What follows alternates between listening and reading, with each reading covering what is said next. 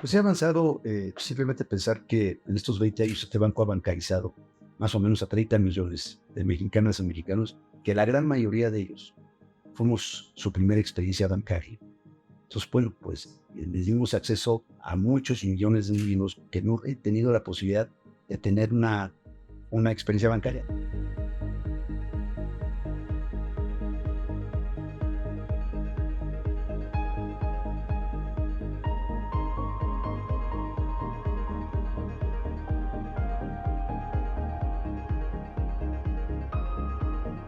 ¿Cómo están? El día de hoy estamos en Banco Azteca y tenemos el gusto de estar con Alejandro Valenzuela, CEO del grupo. Al contrario, muchas gracias y gracias por la invitación. Alejandro, muchas gracias por este tiempo. Creo que es muy importante platicar de todo lo que está pasando en general en la banca, en el sector financiero. Pero antes de empezar con eso, me gustaría un poco que nos dieras un recorrido de tu trayectoria, ¿no? Sé que estudiaste economía en la Universidad de California. Nadie es perfecto. Bueno, eso tiene muchas ventajas el estar también afuera, ¿no? Y también tienes un doctorado en administración. Platícanos un poco de la etapa, digamos, de toda esta parte académica, pero luego tu paso por las diferentes empresas y organizaciones en las cuales has trabajado.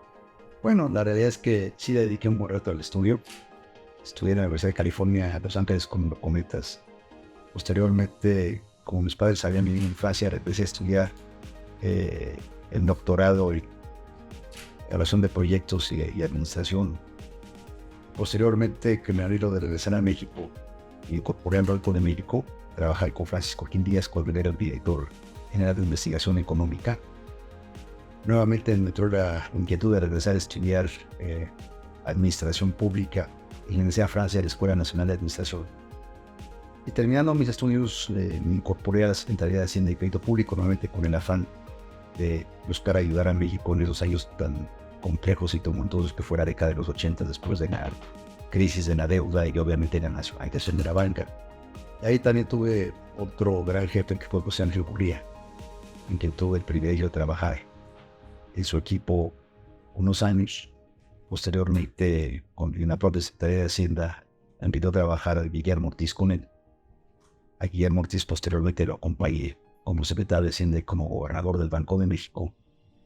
Y ya posteriormente, en la campaña del 2000, me invita Francisco Labastida, a quien le tengo un enorme cariño y amistad, a acompañar su campaña, se pierde esa campaña. Me tuve que reinventar. Entonces, habiendo querido estar en el sector público, pues me reinvento, busco oportunidades en el sector privado. Y ahí me acoge rápidamente un grupo de colegas míos de la Escuela Nacional de Administración que me dan la oportunidad para trabajar para la compañía que hoy se llama Airbus. Aquel entonces se llamaba EADS, European Aeronautics Defense and Space Corporation. Y ahí estuve 2 años trabajando pues para los aviones Airbus, para los helicópteros Eurocopter, para toda una red de equipamiento de comunicación del gobierno federal, de Matra. Y así otros muchos temas que tenían que ver con el tema high-tech, muy sofisticado y aeronáutico. Y de repente recibo un momento dado una llamada de Roberto González Varela, que te trabajar a Banorte. Bueno, quien fui a Banorte en el 2003, ya va para 20 años que estoy en la banca. Y bueno, pues de ahí tuve la oportunidad de crecer en Banorte hasta llegar a la dirección general de ese banco en el cual estuve hasta el 2014. A finales de 2014 me invité a Ricardo Salinas a trabajar con él. Y bueno, pues desde 2015 hasta la fecha he tenido el privilegio de estar en Banco Azteca, donde me ha tocado ver realmente lo que es la banca social, la banca de inversión. Yo creo que en la carrera de todos los que estamos en estos puestos y la mayoría de la gente que tiene una carrera profesional ha tenido siempre un cierto momento donde el árbol de toma de decisiones te llevó a un Llega. exactamente, ¿no? ¿Cuál fue ese momento de tu carrera? Bueno, o sea, ha habido uno primero, bueno, pues cuando Francisco Labastida pierde esa elección presidencial, afortunadamente para México llegar a la democracia completa con la llegada del presidente Fox, eso me obliga a ir a la iniciativa privada, me obliga a reinventar. Claramente, a pesar de que el propio equipo del presidente Fox me invitaron a colaborar con ellos, pues yo definí que yo había estado con Francisco Labastida y que, bueno, empecé a asumir esa responsabilidad y fui a la calle. A muchos decía que puse mi oficina en Insurgentes Reforma, porque ahí comencé, y me dicen, oye, pero ¿qué llegaste, no? De malabarero, compadre, porque pues, había que comenzar de cero, ¿no? Y fue un primer año muy duro porque se formó en el sector público, pues tiene que cambiar su forma de pensar para entrar a la iniciativa privada. Entonces, ese periodo de ajuste no fue fácil, a veces recuerdo un poco la travesía del deseo, pero fue destino. Obviamente yo había elegido estar en el sector público, había buscado crecer en el sector público, pero llegó un momento en que me di por la vida, pues por ahí no va. Pues ahí fue, digamos, una Y. La segunda que fue muy interesante es estando en el sector aeronáutico, que además a mí me encanta, pues de repente se me abre la posibilidad de buscar a don Roberto González Barrera y él me invita a trabajar en banca, a llevarle relaciones con inversionistas. Y en el momento que tengo esa plática con él, y ahora que la veo en una perspectiva, pues es un momento que me define mi vida, porque yo que iba a saber, sin ser banquero, comenzando a llevar en relaciones con inversionistas, luego la casa de bolsa, la tesorería, para llegar a la dirección gerente de un grupo, que ese momento iba a definir lo que iba a ser mi carrera como banquero. Banorte realmente fue una gran escuela. Y luego, posteriormente, la oportunidad que me brinda Ricardo Salinas de Villegas por colaborar con él en el equipo de Banco Azteca, donde además veo una banca muy distinta en la que yo había aprendido. Entrando de lleno a esta parte de Banco Azteca y que comentas muy bien, que se diferencia del resto de la banca que todos conocemos, que este tema social de las personas, ¿cuáles son básicamente el mercado objetivo que atiende Banco Azteca? Bueno, primero yo diría, o denominaría el parecimiento. México tiene un problema de inclusión financiera desde hace mucho. Comparado con otros países de un nivel similar de desarrollo, estamos muy rezagados en la financiera. Y justamente a la par de que pude estar en Banorte y ahora en Banco Azteca, me di cuenta del por qué. La banca tradicional en México está mucho más enfocada en la clase media, media alta. Y la realidad es de que nadie había tenido con una definición muy clara de banca al sector popular mexicano. De hecho, sé que cuando Ricardo Salinas busca la licencia para Banco Azteca, que fue justamente el año pasado, 20 años, había mucha resistencia de propio secretario de Hacienda, el propio gobernador y los funcionarios de ambas instituciones, porque parte de su tesis es que el sector popular mexicano no ahorra. Entonces, pues el banco es captación, es pago, es crédito. Y se la acabaron dando al Grupo Salinas, y la realidad es que demostró claramente que sí había un faltante. ¿Y por qué hubo esa diferencia? Muchas veces la explicación más sencilla que tengo en nivel es, no es lo mismo que yo a ti te preste 100,000 pesos para lo que tú quieres hacer, que se los preste a 1,000 niños, esos 100,000 pesos. Si te presto a ti 100,000 pesos, pues tengo que darte seguimiento, tengo que entender tus características de riesgo y tengo que procurar que obviamente pues este crédito haya buen puerto, porque en la mayor parte de ese dinero no le corresponde al banco, son depósitos de terceros que justamente me están buscando generar un retorno con ese recurso. Si yo tengo que ocuparme de 1,000 individuos con esos 100,000 pesos, pues tengo que generar un monitoreo pedacito por pedacito y lo hacen mucho más complejo en el seguimiento. Entonces yo diría, pues, ¿cuál es la ruta más fácil? Darte a ti el crédito de 100,000 pesos que dárselo a mi individuos.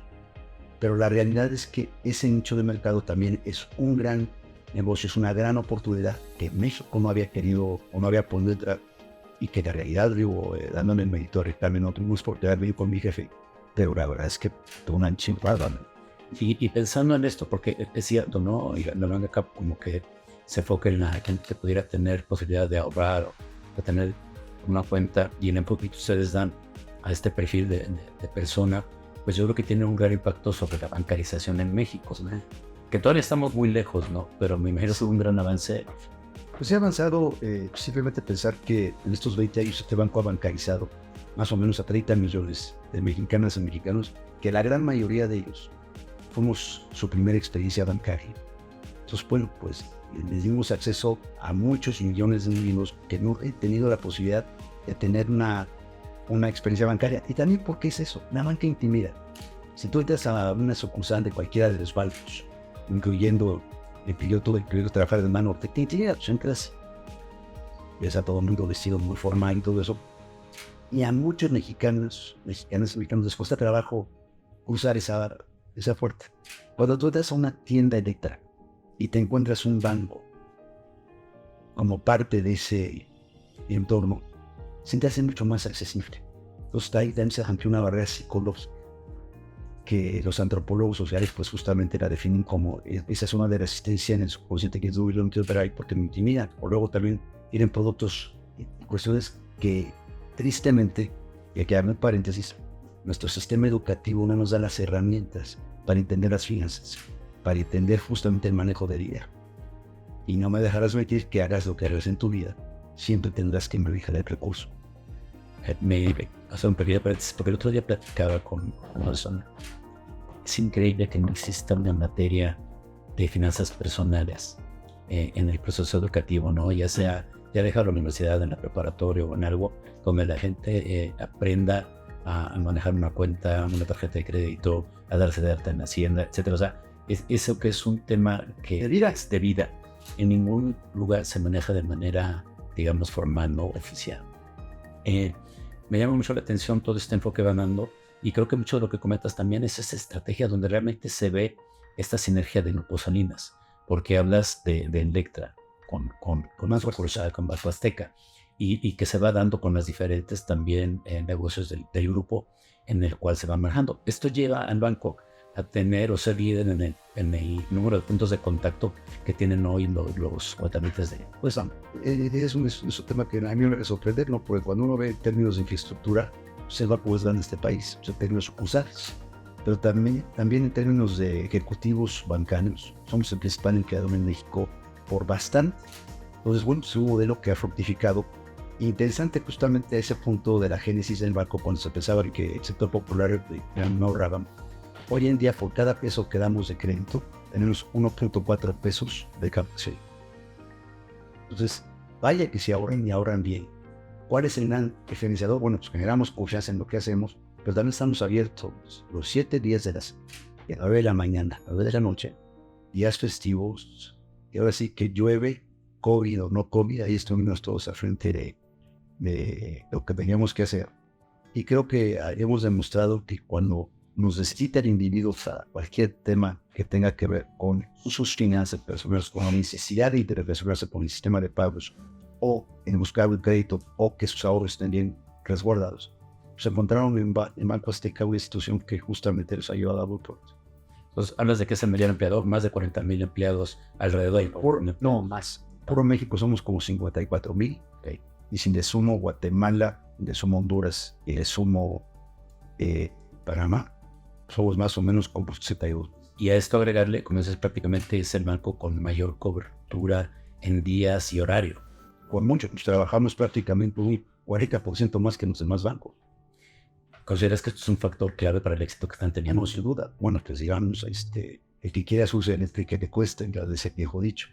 Si los demás bancos abren de 8 a 4, de 9 a 5, de lunes a viernes, de 9 a 9, todos los días de la semana, pues obviamente las horas que le damos posibilidad de dar en la parte física pues es mucho más importante. Ahora miras, oye, pues que hoy ya se lanzó una banca. Bueno, también tenemos opción, tenemos una aplicación digital que está hoy en día compitiendo con Bilbao Vizcaya para ver cuál es la aplicación más utilizada en México. Y la realidad es que, bueno, pues, nos volvimos un banco digital. Tenemos la parte física y la parte digital. ¿Y quiénes fueron nuestros clientes? Pero muchos de nuestros clientes, particularmente todavía los que siguen entendiendo la banca como tal, pues prefieren ver la sucursal, prefieren un contacto humano, prefieren tener esa emoción de sentir en y todavía el billete. Y hay otros, particularmente los jóvenes, que ya no quieren algo digital. Entonces, buscamos justamente tener las capacidades para tener los dos frentes. ¿Qué porcentaje de 50-50? Usa la banca digital y la banca? No es esencial, ¿no? Pero también hay que decir una relación. Y se ha hablado mucho últimamente también el famoso tema de las remesas, el tema de todo el dinero que estamos recibiendo. ¿Cuál es tu visión con respecto a este tipo de cambio que estamos viviendo, que todo el mundo está sorprendido porque se sigue apreciando el peso y parece que pensamos que jamás iba a estar abajo de 19, ya pasó 18 y está cercano a los 10, y ese es cercano a los 17? Pues mira, primero un reconocimiento a todos nuestros paisanos que parten el pecho para salir adelante, en donde México no les dio oportunidad. Tuvieron que ir a buscar del otro lado de la frontera para salir adelante con sus manos. O sea, muchas familias, de hecho, acabaron deslocadas, acabaron comprando unas bodegas que afortunadamente para ellos que emigraron pudieron salir adelante y con esos recursos poder apoyar a sus familias en México. Era una cuestión obviamente admirable y una cuestión de tristeza, porque cuando dicen cuál es el principal producto de exportación de México hoy en día, son nuestros migrantes, que el año pasado mataron más de 60,000 millones de dólares y que ese recurso pues justamente hace toda la diferencia a millones, pero a la vez también pues quiere decir que México no está teniendo la capacidad de generar los suficientes empleos para arropar a todos nuestros compatriotas. Y ahí tenemos un tema, y además la frontera que antes era muy porosa ya no lo es. De hecho, pues digamos hasta barreras, todo tipo de agresiones se han recibido para gente que lo único que va a buscar es una oportunidad de vida. Pero bueno, el Estado sí no nos ha dejado sorprender lo que ha pasado, contar con ese recurso. De hecho, Banco Azteca le toca repartir la mitad de esos recursos, más o menos 30,000 millones de dólares pasaron por nuestra infraestructura. ¿Por qué? Porque estamos abiertos los 7 días de la semana, porque somos muy accesibles, estamos muy cercanos a todo el mundo. Y también lo pueden mandar por la parte digital, esta parte más sencilla para muchos de pasar por la infraestructura que tenemos. Pero pues esto obviamente pues, ha tenido también impactos en la macroeconomía muy importantes. Creo que hoy en día uno de los datos que más se fija tanto el presidente de la República como el secretario de Hacienda está viendo remesas. Pero justamente, históricamente México siempre tuvo problemas de este cuenta pendiente. Y al no tener los suficientes dólares, pues tenemos que en aquel entonces, cuando teníamos una tasa fija de evaluar, hoy en día pues se depreciaba la moneda conforme no tenemos las capacidades para contar con dólares. Hoy abundan los dólares. Y pues por eso el peso llegó a estar el 24, 25, que está prácticamente todo computado. O sea, tiene ventajas y desventajas como todo. O sea, por un lado, el mexicano está más acostumbrado a ver el peso depreciarse. Y de hecho esto ha frenado un poco las remesas, porque la gente dice, oye, yo antes mandaba $1 y me daban 20 pesos, y ahora ese mismo dólar me están dando 17 pesos. Mejor me espero, porque yo esperaría que me voy a dar 20 pesos pues, para que lleguen más pesos a mi familia. Y por otro lado también, bueno, pues hacen menos competitivas las exportaciones mexicanas y no les van a tratar las importaciones. Pues tiene cosas buenas, pero también tiene cuestiones que son complejas. La gran pregunta pues, es cómo se va a ajustar eso en el tiempo. ¿Qué viene en el plan estratégico de Banco Azteca en los siguientes años? ¿Cómo enfrentar el tema de las fintech? ¿Cómo cambiar el sistema tecnológico? Todo lo que viene alrededor del sistema financiero, elecciones que vienen prácticamente el próximo año. ¿Cuál es el plan estratégico? Bueno, tiene varios componentes. Primero, pues obviamente somos un banco muy conservador en nuestro manejo de nuestra tesorería, nuestro manejo de nuestra forma de interactuar. ¿Por qué? Porque lo primero es garantizar justamente la estabilidad, tanto en la captación, el sistema de pagos y los créditos. Ya vimos que en Estados Unidos hubo varios bancos que sufrieron de corridas, o el colapso de uno de los bancos más grandes del mundo en Suiza. La banca siempre es frágil por definición y hay que cuidarla todos los días. Entonces yo te diría que el primer tema es siempre ser conservador, siempre cuidar. Y particularmente con la mente de que en 85% más o menos de los recursos con los que contamos son de individuos que nos confían todos los días que esos recursos llegan a buen puerto, y cuando ellos quieren venir por ellos, ahí estén o puedan tener acceso a ellos. Muy importante esa. Segundo, bueno, pues hay un mundo que está evolucionando vertiginosamente, que está digitalizando, está cambiando todos los días. Y eso pues te obliga a estar a la par. Las fintechs creo que han sido grandes innovadoras en temas muy específicos, que más que competir, muchas se complementan con el retorno, porque en muchos acuerdos hemos llegado a darle al cliente una mejor propuesta de valor, compartiendo el beneficio con la fintech. En otros casos, obviamente, buscan competir y lo hacen muy bien. Pero pues, se va dando esa noción de que la competencia, la innovación, te conlleva a dar un mejor servicio al cliente. Los podemos en un minuto y fracción de segundo quedarnos dormidos pensando que tenemos un modelo que porque lo hicimos bien en el pasado se va a proyectar al futuro. Todo lo contrario, es cuestionar. Y la apuesta ha sido justamente primero esta noción digital. Los sistemas físico digital, el cliente lo demanda. La parte digital más y más se va sofisticando. El cliente digital lo que quiere es una respuesta inmediata, quiere una experiencia más que un producto. Y bueno, pues vas entrando también a lo que le llaman estos en Bank as a Service o un banco como servicio. Pues ya más que preocuparte por, oye, necesito un dinero para financiar algo, oye, pues me gustó este coche, ¿cómo lo puedo adquirir? Y hasta no le preguntas a Alexa. Alexa te dice, no, pues si lo quieres comprar, pues aquí tantas opciones distintas, etcétera. y de acuerdo a tu presupuesto, yo te diría que lo que te conviene es esto. Y inteligencia artificial habrá funcionando para nosotros. Y te va a decir, bueno, pues, ¿qué te comento? Ya tanto el banco ya no está en la parte frontal de la relación, está más bien con quién te va a dar el financiamiento si lo necesitas. Entonces, tú cuál vas a escoger, pues, el que más te convenga, no te va a importar qué banco sea.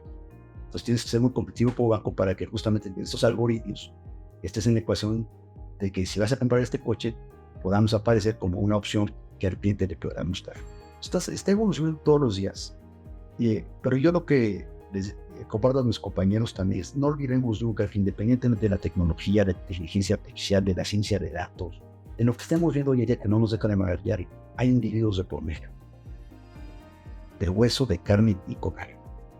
Y en la medida que tenemos capacidad de entenderlo, sabiendo que están ahí, pero por medios distintos de la forma de interactuar con ellos, vamos a estar cerca, porque somos individuos.